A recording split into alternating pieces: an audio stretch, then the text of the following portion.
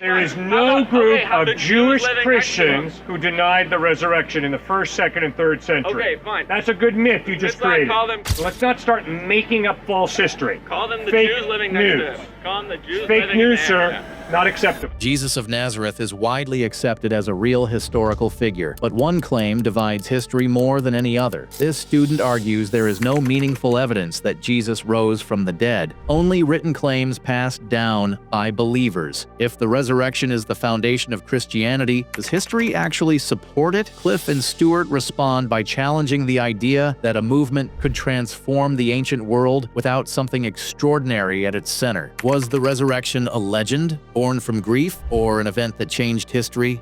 Let's dive in. No question, really, historically, about the attestation of Jesus Christ existing as a historical figure. However, the evidence that he rose from the dead is nothing. It's meaningless. It's absolutely meaningless. Wait, you just said you got to make your point again. So he did exist? You just said there's no evidence that he did exist. You cited the Talmud, which I'm familiar with, and other contemporaries. And while there is evidence, of course, that he existed as a historical person. Okay, good, because you didn't say that. There is, I believe I did, but anyways, there is, I'm pretty sure Go ahead. Go ahead. You said that there's evidence that he rose from the dead, and that it's written about how, an author wrote about how 500 people saw him rise from the dead.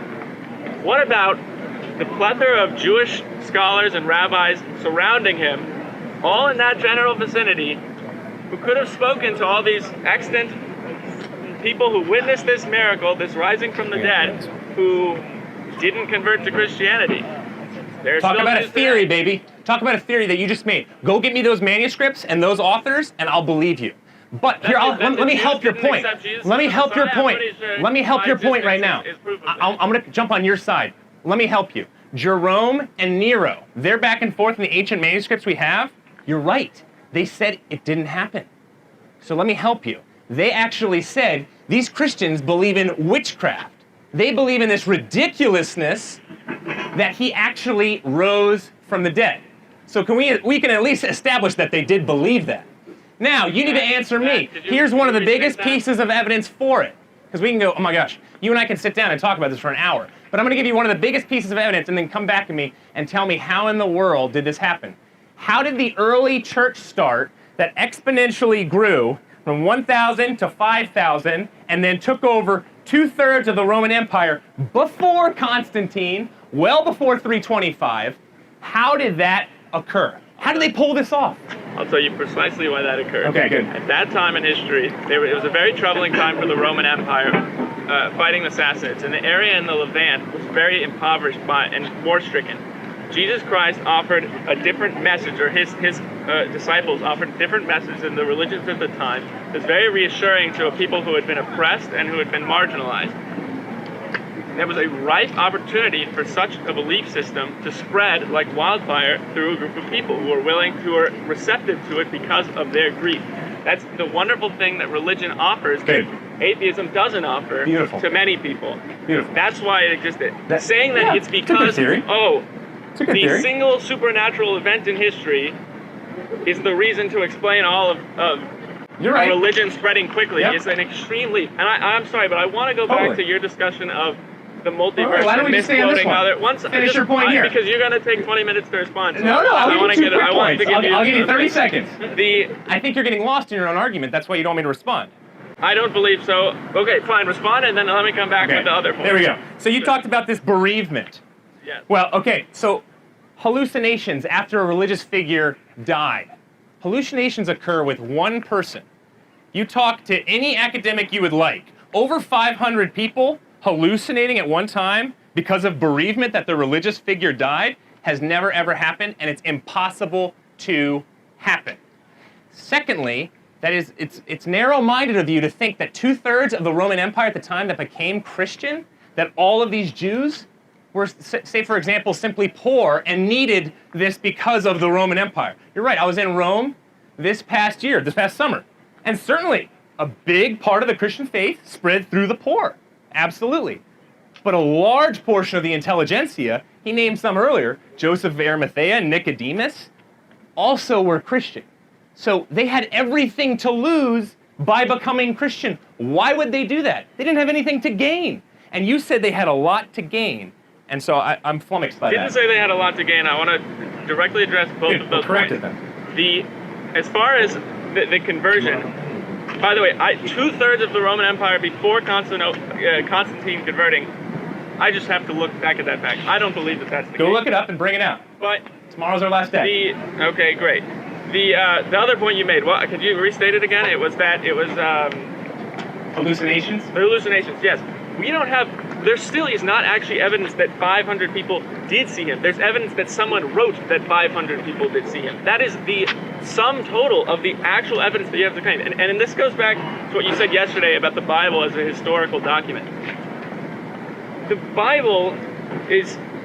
Sorry, You're right that there are slim attestations of things that we accept as historical fact in history. But the difference is that they're plausible. The Bible is claiming the single supernatural event in history, and your only burden of evidence is a document which is a singular Over 5,800 documents. You're right. That claim what? Over 5,800. Yes. Person Based saw off of Jesus the rise from Orthodox, dead. based off of the Orthodox belief that all trace back to the eyewitnesses who gave it in 100. I didn't state this yesterday.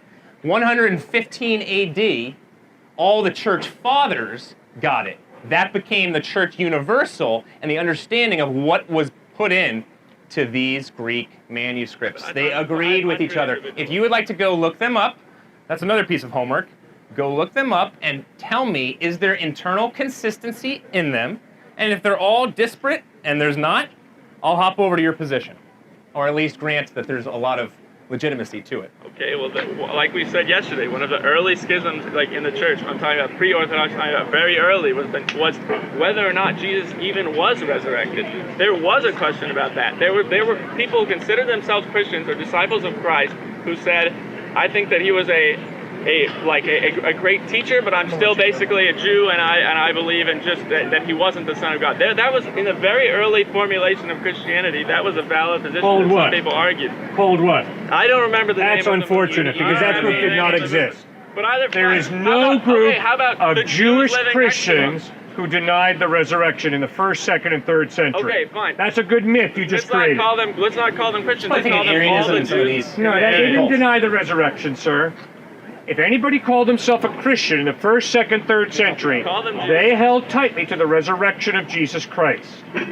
So let's not start making up false history. Call them the Fake Jews living news. next to him. Call them the Jews Fake living news, next sir. to him. Not acceptable. Okay, fine. Okay? And then let's go on to your theories about the existence of the universe and why it exists. Yes. Your entire theory, the sum total of your theory for why something exists, is let's invent another equally improbable idea that there's a God who could create everything, and write off the rest of history as, well, history. You do not That's listen the well. whole- I have stood that's out the here sum total. repeatedly and talked about a beaver's dam pointing to a beaver. How the Golden Gate Bridge points not to a beaver, it points to a much more intelligent mind, a human mind, to create the Golden Gate Bridge. And then you move from the Golden Gate Bridge to the human eye, the human central nervous system. We're using the argument of design to point to a designer. In the same way designer genes point to a designer, so the design of your eye, your central nervous system, the laws of nature point to an intelligent mind. Simple, watertight argument, doesn't prove anything, but it's a weighty piece of evidence that behind the order and design of this universe, there's an intelligent mind, some type of God. That's simple. Intelligent design is one of the most egregious claims that creationists make. What you just said, well, okay, whatever you call yourself. Don't mislabel us then. Listen to us and take us as unique individuals, believe in intelligent not design, people who yes, fit into your little intelligent design. stereotypes Intelligent and your design. myth, okay? Intelligent design, not evolution. Correct? Is yours a faith position? No, it's not. No, it's not. Oh, baloney. So you've You tested got it just in as a, much faith as I do. You've tested the beginning of time in a You test got more tube. faith than I do. I know exactly what you're getting at. You're getting at that my belief in science is equivalent to your faith in... No, that's not my it's not. point. Okay. My No. point is you can never That's go not on a exactly what scientific we're date. getting. Too much certainty. You don't have one relationship that you treasure so highly that you can prove scientifically. Science is not You a are body getting of wrapped facts. up in It is a science. It's process. very sad. It is a process. You've got to learn by observation that a lot of your life has a lot more to do than with science. You've got to learn that trusting a human being has nothing to do with math. It has nothing to do with biology. It has nothing to do with chemistry or physics. It has all to do with learning to love a person and to trust a person. And for you to consistently come back to science is very sad because it shows a very narrow view of reality. It's actually an extremely broad view. Get bigger. Yes. Of course God works through science, and he works through mathematics, and he works through history. Science. You're bringing in philosophy as well as science. What philosophy?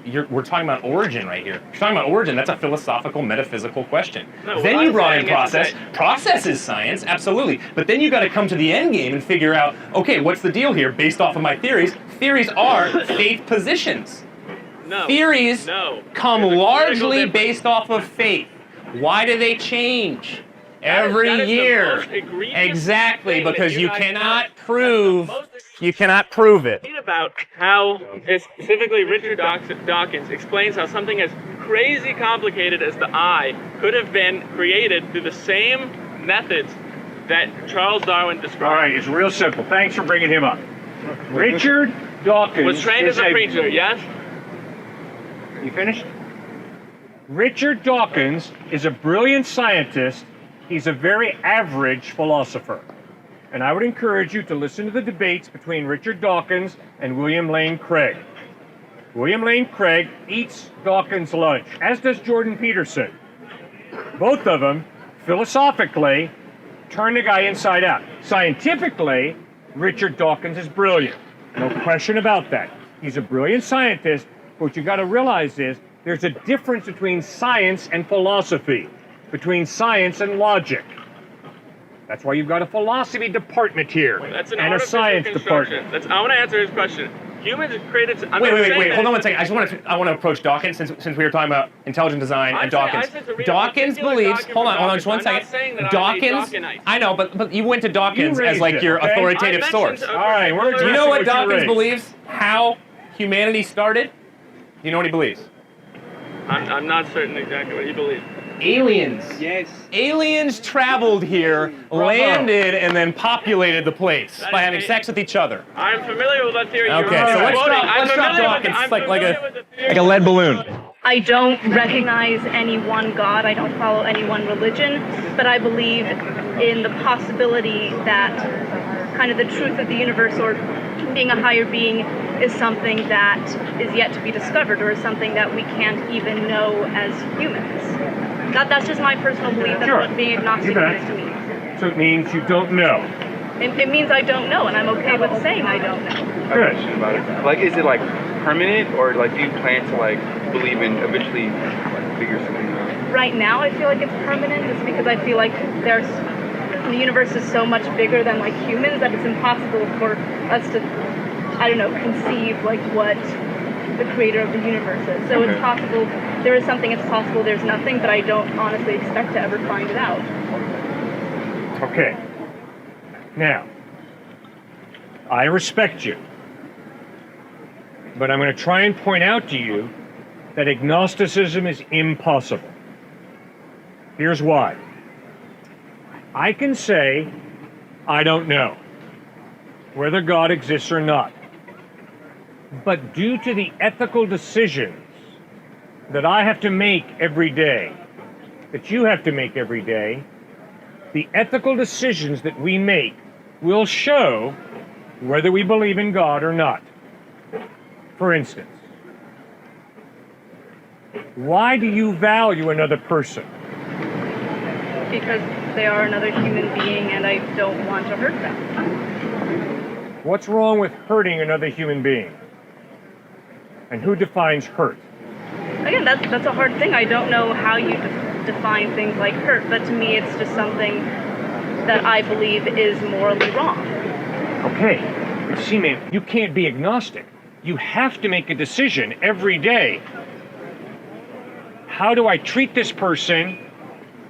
What does it mean to hurt them? What does it mean to respect them? What does it look like practically? You got to decide. Are you going to cheat on an exam or not? You have to decide.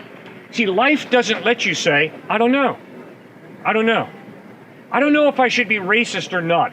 I don't know if I should be sexist or not. That's not what I'm saying when I say I don't know. That's me saying I believe in doing moral things that do align with many religions' moral beliefs, but that doesn't mean, I'm not saying I don't know about morals. I'm just saying I don't know about a higher being, but that doesn't mean that I can't follow morals for moral's sake. Sorry, so I've miscommunicated. I'm sorry. My point was not everything is black and white. I think there's a lot of mystery. There's a lot of ethical gray. My point was simply this. Every day, every one of you has, including me, has to make decisions that are ethical. And the ethical decisions that you make tattles what you believe about reality. It's that simple. That's all I'm saying. The ethical decisions, whatever they are, show that you're not really agnostic. It means, I believe this about you. This is why I treat you the way I do. Okay, well, obviously you got to ask, well, why do I believe that he has value? Or why do I believe he's a piece of dirt? You see, the way I answer that question will show I'm not agnostic. I'm believing something that's very crucial. You see, it's very simple. The questions, why are people valuable? Is there a purpose to life? What are your ethics and why do you embrace those ethics? And what do you do with death? Every single one of us has to answer those questions. Is a human being valuable? If so, why? Is there a purpose to life? If so, what is it? Who created it? What are ethics? Why do you make the ethical decisions you do? I obviously don't know the ethical decisions you make, right? Okay? So it's not an attack on you, right? Okay, well, some people don't, ma'am. I'm getting really frustrated with some students out here who think that it's all attacking. It's a simple issue of you got to make decisions, ethical decisions, and fourthly, you got to go to funerals. Grandma and grandpa are going to die. Mom and dad are going to die. Okay? Now, when you're at a funeral, you got to be thinking through the question, is there life after death or not? And how you answer that question shows whether you believe there's a supernatural God or whether, bottom line is, there's no supernatural God. Bye-bye. I will never see you again. See, we got to make those decisions. That's why I think it's impossible to be agnostic. I mean, I can sit back and say, well, I really don't know if God exists. But when I'm sitting at the funeral, ma'am, I've got to be... I mean, I have sat at funerals, but that's not something that I think about. Being at funerals doesn't make me think, yes, like my grandfather, for example, is in heaven or hell. That's not what I'm thinking about. Okay, are you ever asking yourself, am I going to see Grandpa again? Yes, but then I come to the conclusion that, I don't know, maybe not. Okay, but maybe yes, right? Maybe yes, but also maybe not. And I feel like they're both equal possibilities, or not, I don't know how to measure possibilities, but they're still both valid possibilities. Okay, they're both valid possibilities, but then you've got to decide, do I have hope for the future that I might see Grandpa or not?